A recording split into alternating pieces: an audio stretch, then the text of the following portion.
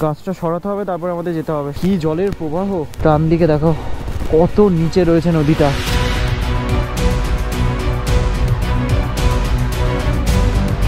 বন্ধু আজকে ডায়লগ দিয়ে ভিডিওটা শুরু করছি না, কারণ বন্ধু সত্যি সিচুয়েশনটা একটু কঠিন। দুদিন আগে থেকে কন্টিনিউয়াসলি বৃষ্টি হতেই আছে মেঘালয়তে, মানে বিভৎস বৃষ্টি। মানে আমরা তো ঠিকভাবে ঘুরতেও পারিনি সব জায়গায় যেরকমভাবে প্ল্যান করে এসেছিলাম বৃষ্টির জন্য। এখনও যা বৃষ্টি হচ্ছে মানে ভয়ানক যাকে বলে, লিটারেলি ভয় লাগে। যে আজকে আমাদের 608 কিলোমিটার রাইড করে শিলিগুড়ি যাওয়ার কথা, তারপর দিন বাড়ি যাওয়ার কথা। মেনলি আমার 2 দিনের ভেতরে যে করে বাড়ি যেতে হবে, বলতে পারো খুবই এমার্জেন্সি। আর কী কারণে যেতে হবে বা কেন যেতে হবে সেটা না হয় কদিন পরে তোমাদের সাথে শেয়ার করবো। বাকি আমাকে যেতে তো হবেই, বাট আকাশ পুরো ভেঙে পড়েছে যাকে বলে, সেরকম ওয়েদার এখন। দেখো বৃষ্টি ভালো লাগে, বৃষ্টি সবাই এনজয় করে, আমরাও এনজয় করছিলাম কালকে। বাট কন্টিনিউয়াসলি বৃষ্টি, এক ফোঁটা কমছে না বৃষ্টি, আর মুষলধারে ভয় লাগছে এখন। আর তার থেকেও বড় জিনিস, আমাদের কোনো ফোনে নেটওয়ার্ক নেই। আমাদের খুব তাড়াতাড়ি নেটওয়ার্ক জোনের ভিতরে ঢুকতে হবে, কারণ বাড়িতে এমনি টেনশন করছে। কালকে রাতের বেলা আমরা না খেয়ে ঘুমিয়েছি, এখানে এমন বৃষ্টি হচ্ছিলো আমরা বাইরেই বেরোতে পারিনি। আর তার সাথে সাথে আমরা যে হোমস্টেটাতে রয়েছি সেখানে খাবার কোনো ফেসিলিটি ছিল না। আর রিকোয়েস্ট করবো ভিডিওটাতে জুড়ে থাকার জন্য, আমাদের এই ডিফিকাল্ট জার্নিতে সাথে থাকার জন্য। এখন সময় তোমরা দেখতে পাচ্ছ ঘড়িতে 6:27। এই যে আমরা রেডি হচ্ছে। আরেকজন কোথায়? ভয় লাগছে?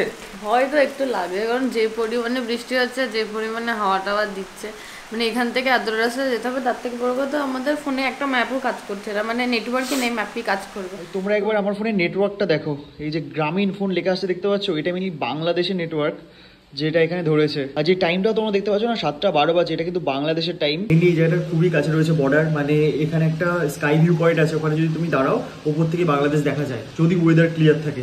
কিন্তু এখন যে ওয়েদার, এখন কিছুই আর দেখতে পেলাম না আমরা, আমাদের ব্যাড লাকি বলা যেতে পারে। তো বাংলাদেশের নেটওয়ার্ক ধরেছে এটা দেখতে পেলাম, আর বাংলাদেশের টাইম জোনটাও ধরেছে 0.5 ঘন্টা এগিয়ে আমাদের দেশের টাইম থেকে।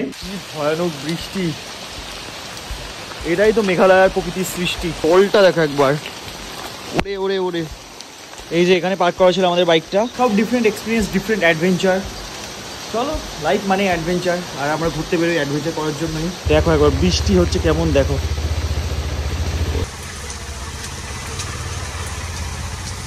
টপ বক্সটা লাগিনি, ঠিক আছে। কত আশা করেছিলাম যে এই ব্রিজটা দিয়ে ওপরে যাব, ওপরে গিয়ে ভিউ দেখবো। সব মাটি ভাই, সব মাটি। আর বেরোনোর সাথে সাথেই দেখো পুকুর হয়ে গেল। আমার কাঁচটা, মানে হেলমেটের ভেতরে যে কাঁচটা, ওটা পুরো ফগি ফগি হয়ে গেছে। আমি সে কারণে খুব কম দেখতে পাচ্ছি। এই যে এক্সিট পয়েন্ট লেখা রয়েছে এখানে। হাই, এটা কি? সামনে তো গাছ ভেঙে পড়ে আছে, কি করে যাবো এবার? গাছটা সরাতে হবে, তারপর আমাদের যেতে হবে। সামনে যদি এরকম আরো গাছ ভেঙে পড়ে থাকে, ভগবানই জানে কি হবে।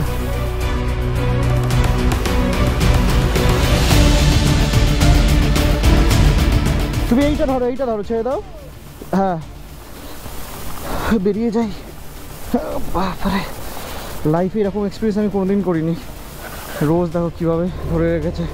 আসো আসো, সাবধানে এসো, চলে আসো চলে আসো। চলো, হেলমেটের কাজটা আটকে রাখো। কোনো টুরিস্ট নেই আজকে। জানি না বন্ধু এরপরে কি অবস্থায় থাকবে, মানে রাস্তায় আর কোনো এরকম গাছ ফাছ পড়ে আছে কিনা ভেঙে। আর যা যা প্ল্যান করেছিলাম আমরা, সেগুলো তো ঠিকঠাকভাবে এক্সিকিউট করতে পারলাম না আমরা। এত ঝড় বৃষ্টি হচ্ছে যে কিছু করা পসিবলই হলো না। আর তোমাদের একটু বললাম, আমার একটু এমার্জেন্সির কারণে আমাকে 2 দিনের ভেতরে বাড়ি পৌঁছাতেই হবে।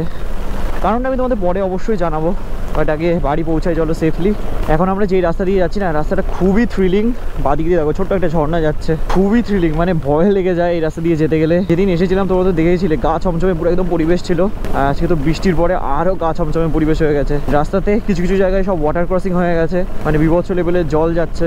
আর আশা করছি আমার আজকের অডিও ঠিকঠাকই আসছে, বিকজ কালকে তো জল ঢুকে একটা মাইকের অবস্থা হয়তো একটু খারাপ হয়ে গেছে, একটু গ্লিচ হয়ে গেছে। মেনলি আমি 2টো মাইক সেট আপ হেলমেটের মধ্যে করে রেখেছিলাম, যদি একটা ম্যাল ফাংশন করে তো আর একটা যাতে ইউজ করতে পারি। এখান থেকে শিলিগুড়ি অনেকটাই রাস্তা। ফার্স্টে যেতে হবে আমাদের শিলং, তারপর শিলং ক্রস করার পর, মানে মেঘালয় ক্রস করার পর আমরা এন্টার করবো আসামে। আসাম ক্রস করার পর আমরা যাবো হচ্ছে ওয়েস্ট বেঙ্গল। বাপরে বাপ, পা তো এখন থেকেই ভিজে যাচ্ছে।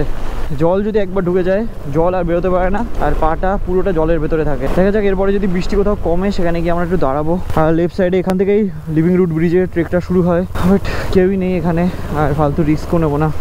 ভাই চলো, রাস্তার পাশ দিয়ে জলটা যাচ্ছে দেখো। কালকে রাত থেকে এত বৃষ্টি হচ্ছে না, কালকে রাত না 2 দিন থেকেই এত বৃষ্টি হচ্ছে, তার জন্যই এরকম অবস্থা।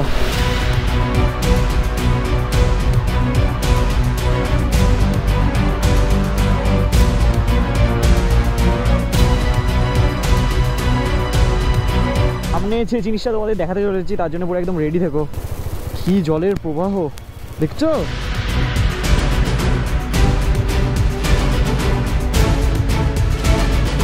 ভাই এই রাস্তাটা এরকম না, তোমার যদি কোনো হেল্প দরকার হয় বা তোমার গাড়ি খারাপ হয়ে যায়, তোমার হেল্প পেতে পেতে অবস্থা পুরোপুরি খারাপ হয়ে যাবে।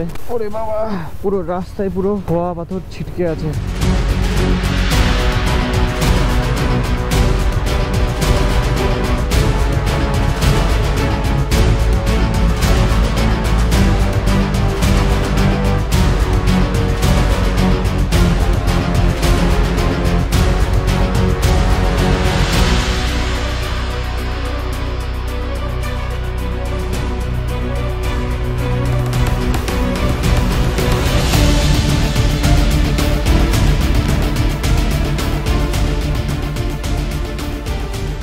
आगे जा सकते हैं ना शिलोंग?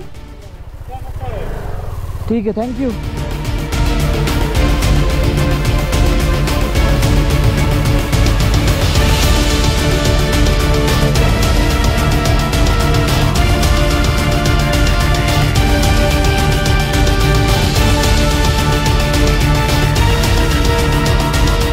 এবার পুরো একদম প্রপার হাইওয়ে আমরা পেয়ে গেছি। গৌহাটি হচ্ছে 119 কিলোমিটার। ডান দিক দিয়ে বয়ে চলেছে একটা নদী। নদীর ফ্লোটা দেখো, আজকে যেদিন গেছিলাম সেদিন তেমন জল বয়ে যাচ্ছিল না। ওরে বাবা রে বাবা রে বাবা, গাড়িগুলো যাচ্ছে দেখো।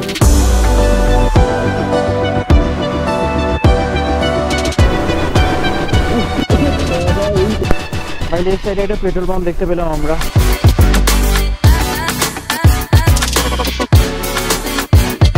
এখানে দেখা যাচ্ছে গৌহাটি, উমিয়াম লেক সব এইদিকে। আর থ্যাঙ্কস জানিয়ে দিয়েছে শিলং আমাদের। দেখতে পাচ্ছ লাইন লেগে গেছে গাড়ির। লেফট সাইডে রয়েছে উমিয়াম লেক। লেকটা ক্রস করে যদি কোনো খাবারের দোকান পাই তাহলে একটু দাঁড়িয়ে যাবো, খিদে পাচ্ছে। ডান দিকে দেখো কত নিচে রয়েছে নদীটা। দেখো ব্রিজের ওপরে কাজ হচ্ছে কিরকম ভাবে। ব্রিজ দিয়ে দেখো বয়ে চলেছে উমিয়াম রিভার। এই নদীটার নাম হচ্ছে উমিয়াম। ব্রিজের ওপর দিয়ে নদী হয়ে গেছে, সেই নদীর ওপর দিয়ে আমরা যাচ্ছি। আর শুধু একটাই ভয়, জানি না গোপ্রোর মাইকে কি রেকর্ড হচ্ছে। ফ্যাট ফুড শব্দ হয়তো হচ্ছে, মানে জলের জন্য। আমার হাতে কিছু নেই বলো, আমি আমার দিক থেকে বেস্ট ট্রাই করছি রেকর্ড করার। এগুলো যদি রেকর্ড না হয় কত খারাপ লাগবে বলো তো আমার। গৌহাটি লেফট সাইডে, রাইট সাইডে হচ্ছে শিলং এয়ারপোর্ট। শুরু হয়ে গেল ফাইনালি 2 লেন।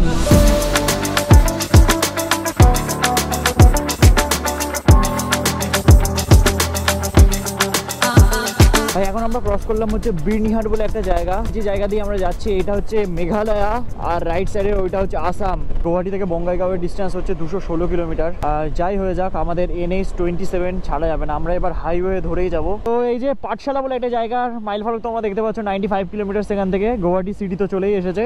তেজপুর হচ্ছে সোজা, তো আমাদের সোজাই বেরোতে হবে। তার আগে একটা জিনিস তোমাদের একটু দেখাই। এই যে দেখতে পাচ্ছ এর মধ্যে কি আছে বলো তো?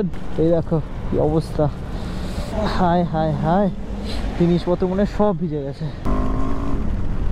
শিলিগুড়ির ডিস্টেন্স হচ্ছে এখান থেকে 465 কিলোমিটার। এখান থেকে সোজা যেতে হবে আমাদের। ভাই গৌহাটি ক্রস করার পর এই যে পেছনে যে ধাবাটা তোমরা দেখতে পাচ্ছ, এখানে আমরা দাঁড়িয়ে গেছি। বিভৎস বৃষ্টি হচ্ছে, ওখানে বাইকটা পার্ক করে দিয়েছিলাম। আর তার সাথে সাথে আমি এই জুতোটা চেঞ্জ করেছি। এই রাইডিং শুটা এখানে রেখে এই জুতোটা পরে নিয়েছি। রেইনকোট খুলে, জামা কাপড় খুলে সব এখানে শোকাতে দেওয়া রয়েছে। তো এখান থেকে খাবার দাবার খেয়ে আমরা বেরোবো। এখান থেকে এখনও প্রায় 420 কিলোমিটার বাকি। সারা গায়ের মধ্যে জল ঢুকে গেছে, কেমন অস্বস্তিকর একটা মানে পরিস্থিতির সম্মুখীন আমরা। হাত পাতের অবস্থা একবার দেখো। এখানে এসে দেখতে পাচ্ছি যে আমার গোপ্রোর মাইকে কিছুই আওয়াজ আসেনি, মানে সব ফাটফুট শব্দ আসছিল। আবার একটা অ্যাডাপ্টার চেঞ্জ করে দেখছি মাইকের শব্দ ঠিকঠাক আসে কিনা এবার। সারা রাত না খাওয়ার পর দুপুর 12টার সময় আমরা এখন খাচ্ছি রুটি আর পনির। মনসুন রাইড করে লাফাচ্ছিলাম, এই হলো মনসুন রাইডের ফল। খাওয়া দাওয়া করে এখন বেরোচ্ছি। এখন বাজে ঘড়িতে 1:45। এই জুতোটা গাড়িতে বেঁধে নেবো। আর মাইকের অ্যাডাপ্টারটাও চেঞ্জ করে নিলাম গোপ্রোর। অনেক কিছু কথা বলেছিলাম যেগুলো মন থেকে, কি আর করবো, রেকর্ড হয়নি। প্যাক পুক পুক পাক শব্দ হচ্ছিল। এক্স্যাক্ট টাইম এখন ঘড়িতে 1:06। কাদা মাটি মেখে যা অবস্থা, বলে বোঝাতে পারবো না তোমাদের। ভাই এই বর্ষার ভেতরে রাইড করতে গেলে আমাদের কয়েকটা জিনিস মাথায় রাখতে হবে, যেটা আমি তোমাদের আগে বলেছিলাম, মানে আগে রেকর্ড করেছিলাম, সেগুলো শব্দ তো কেটে গেছে। তো সেটা হচ্ছে বাইকের কন্ডিশন। ভাই বাইকের টায়ার থেকে শুরু করে ব্রেকিং কন্ডিশন কিন্তু ভালো থাকা চাই, না হলে কিন্তু খুব চাপের। মানে আমার বাইকের ব্রেকিং এবিলিটি যথেষ্ট ভালো রয়েছে বলে আমি অনেকটা কনফিডেন্স পাচ্ছি বাইক চালাতে। এখন ধরো 400 থেকে 450 কিলোমিটার বাকি এখান থেকে শিলিগুড়ির ডিস্টেন্স, যেটা ঢুকতে ঢুকতে আমাদের মোটামুটি ওই 8টা সাড়ে 8টা বেজেই যাবে, যদি ঠিকঠাক স্পিড মেনটেন করে যেতে পারি তাহলে। না হলে তো কত রাত হবে জানি না। আর হর্নটা বাজছে না আমার বাইকের, এটা হচ্ছে এখন সব থেকে বড় একটা প্রবলেমের বিষয়। আশা করি গোপ্রোতে এখন ঠিকঠাক রেকর্ড হচ্ছে।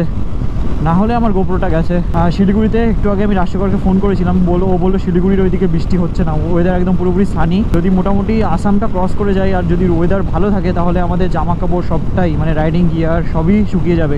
এমনিতে তো সবই ভিজে গেছে। আর বৃষ্টি কিন্তু অনেকটাই কমেছে, সে কারণে ঠিকঠাক স্পিড মেনটেন করে আমরা এখন এগিয়ে যেতে পারছি। আর একটু আগে আমি একটা মাইল ফলক দেখলাম, ওখানে লেখা ছিল শিলিগুড়ি বাকি হচ্ছে 430 কিলোমিটার, তার পাশে লেখা ছিল NH31, মানে আমরা এখন NH31-এর ওপর দিয়ে যাচ্ছি।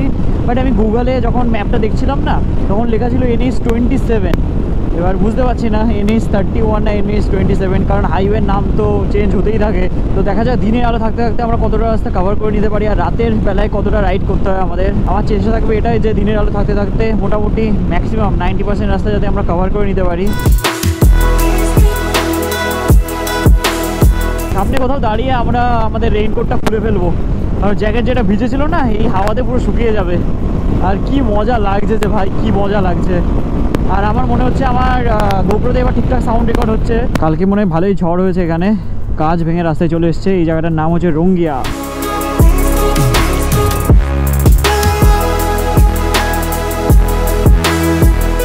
এটা কি দেখতে পাচ্ছি ভাই, এটা তো আশা করিনি ভাই। পুরো সামনে নীল আকাশ আর এখান থেকে পাঠশালা, মাস্ত থেকে পাঠশালা, মানে ওই পাঠশালা নয়, পাঠশালা বলে একটা জায়গা আছে যেটা 17 কিলোমিটার পর চলে আসবে।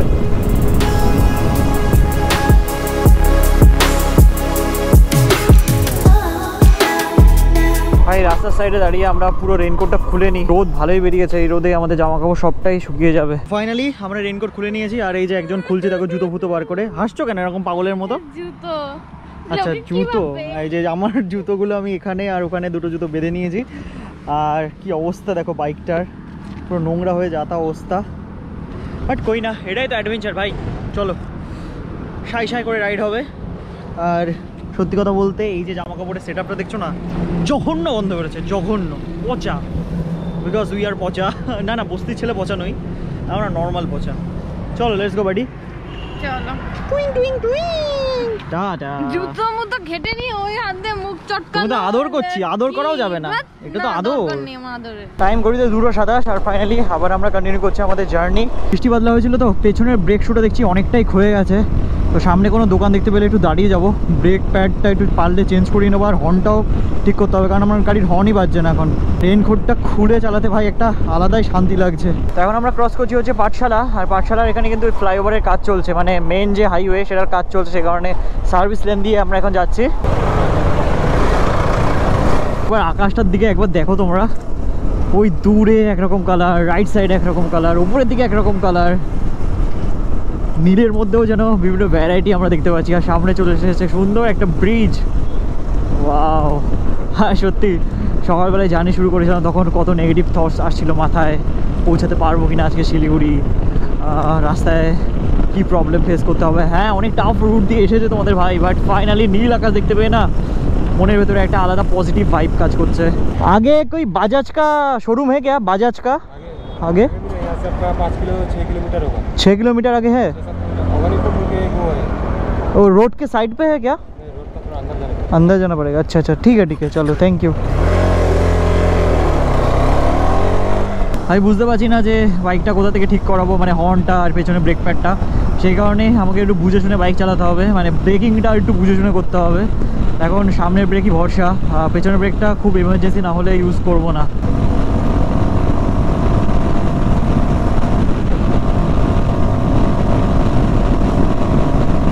টাইম এখন ঘড়িতে 2:55 আর এখন আমরা এন্টার করলাম হচ্ছে বরপেটা ডিস্ট্রিক্টের ভেতরে। বঙ্গাইগাঁও বলে যে জায়গাটা আছে ওটা আর বেশি দূর নেই, ওটা তো একটা বড় টাউন, দেখা যাক ওখানে গেলে কিছু ব্যবস্থা করতে পারি কিনা বাইকের। রয়্যাল মোটরস বলে একটা দোকান দেখতে পেলাম, এখানে পাওয়া যায় কিনা দেখি। পালসার 220 का ब्रेक पैड है क्या? पालसर 220 है ना, उसका ब्रेक पैड है आगे कहाँ पे मिलेगा? पालसर 220 का भी हो जाता है आपके पास है? आपके पास दिखाइए ना। ये तो रॉयल एनफील्ड का है, हो जाएगा? যে দেখতে পাচ্ছ পেছনে ব্রেক প্যাড পুরো শেষ হয়ে গেছিল, পুরো খতম না, পুরো অলমোস্ট শেষ হয়ে গেছিল, পুরো অলমোস্ট শেষ হয়ে গেছিলো, দেখতে পাচ্ছ এই অবস্থা। হ্যাঁ সেম ই আছে, ঠিক আছে দে দো কাজ চালানোর জন্য আপাতত তো লাগিনি, তারপরে দেখা যাবে। এই দোকানটা না থাকলে না পুরো বিপদে পড়ে যেতাম, ব্রেক প্যাড থেকে শুরু করে আমার গাড়ির হর্ন সবটাই ঠিক হয়ে গেছে। এই যে নতুন ব্রেক প্যাড লেগে গেছে বাইকে, অর্ণব প্যাক করে বাজছে। কি খবর? খুব ভালো খবর। খুব ভালো খবর। মাওবাদী লাগছে তো তোমাকে দেখতে পুরো। সামনে তো আবার মেঘ কালো দেখছি। চলো তার আগে দেখিনি এখনো কত কিলোমিটার আমাদের যেতে হবে শিলিগুড়ি পর্যন্ত। ম্যাপটা অন করি। 308 কিলোমিটার। স্টার্ট করো, কটা বাজে দেখাচ্ছে? স্টার্ট করো। 10:30 দেখাচ্ছে। চলো চলো বেরোই চলো। দেখতে পাচ্ছ হর্নও বাজছে, আর এবার ফুল কনফিডেন্সের সাথে বাইকটা চালাতে পারবো। তখন ঠিক করে ভাগাতে পারছিলাম না। ব্রেক প্যাডটা একটু ইউজ হতে টাইম লাগবে, নতুন ব্রেক প্যাড তো।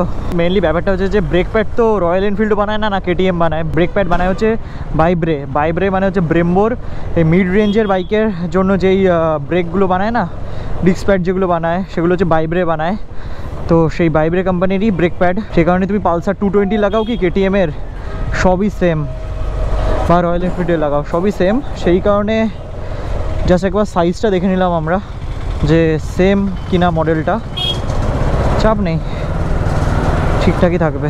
আর বৃষ্টির প্রভাবটা একবার দেখো তোমরা, লেফট সাইডে নদীতে কত জল বেড়ে গেছে। আর যেই দোকানে আমরা দাঁড়িয়েছিলাম না বাইক ঠিক করতে, রয়্যাল মোটরসে, ওখানকার দাদাও বলছিল যে আজকেও বৃষ্টি হচ্ছিল একটু আগে পর্যন্ত। তো এই সমস্ত এলাকাতেও বিভৎস বৃষ্টি হয়েছে। চারিদিকে মেঘটা এখন দেখো, দেখে তো ভয় লাগছে। রাত্রেবেলা যদি বৃষ্টির মধ্যে চালাতে হয় তাহলে কিন্তু খুব চাপ হয়ে যাবে।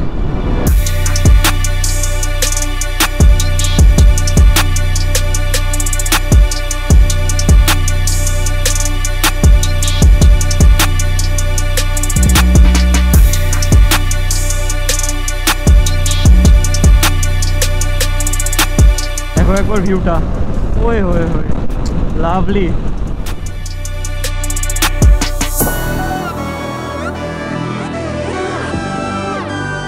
আর এই সোজা রাস্তাটা চলে যাচ্ছে হচ্ছে বক্সিরহাট, আর বঙ্গাইগাঁও, শিলিগুড়ি সব হচ্ছে রাইট সাইডে। গাড়ি যা টেনেছি না, বাইকের ফুয়েল রেঞ্জ কমে হয়ে গেছে হচ্ছে 100 কিলোমিটার। তো আর 50 কিলোমিটার যাবো, তারপরে ফুয়েল আপটা করিয়ে নেবো আসাম থেকেই।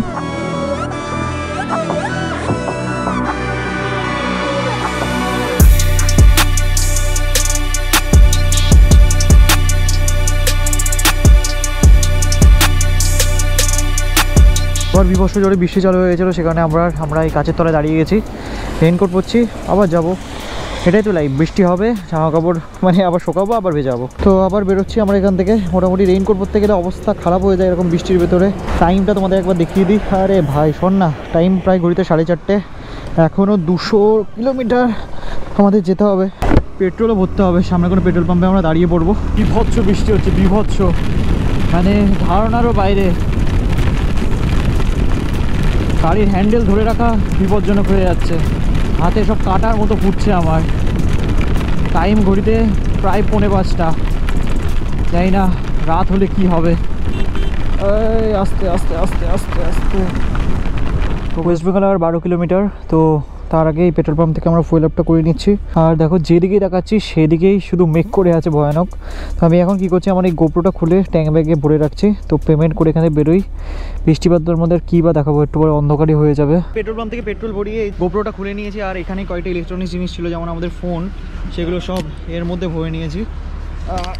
এই যে হচ্ছে গোপ্রো, আর এই যে আমাদের ফোন। তো চলো এটা লক করে দিই এবার। তো চলো এরপরে তোমাদের সাথে ডাইরেক্ট দেখা হচ্ছে আমার একটু পরে যখন দাঁড়াবো।